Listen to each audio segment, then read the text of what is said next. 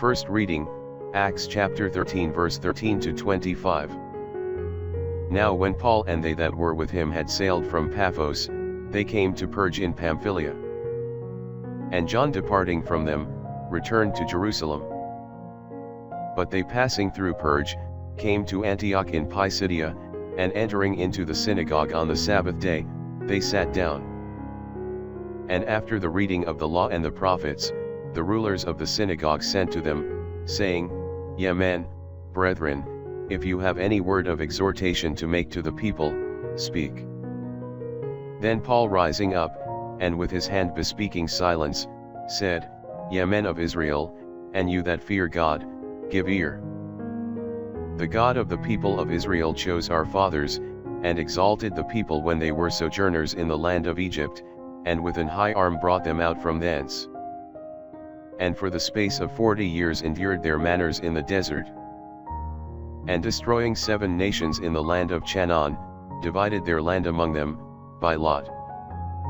As it were, after 450 years, and after these things, he gave unto them judges, until Samuel the prophet.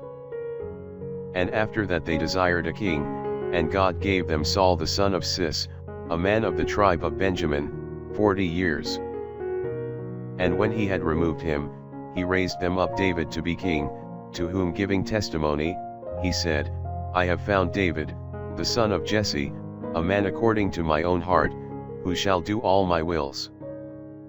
Of this man's seed God according to his promise, hath raised up to Israel a Saviour, Jesus. John first preaching, before his coming, the baptism of penance to all the people of Israel. And when John was fulfilling his course, he said, I am not he, whom you think me to be, but behold, there cometh one after me, whose shoes of his feet I am not worthy to loose. Psalms chapter 89 verse 2 to 3, 21 to 22, 25 and 27. The mercies of the Lord I will sing forever. I will shew forth thy truth with my mouth to generation and generation. For thou hast said, Mercy shall be built up forever in the heavens, thy truth shall be prepared in them. I have found David my servant, with my holy oil I have anointed him. For my hand shall help him, and my arm shall strengthen him. And my truth and my mercy shall be with him, and in my name shall his horn be exalted.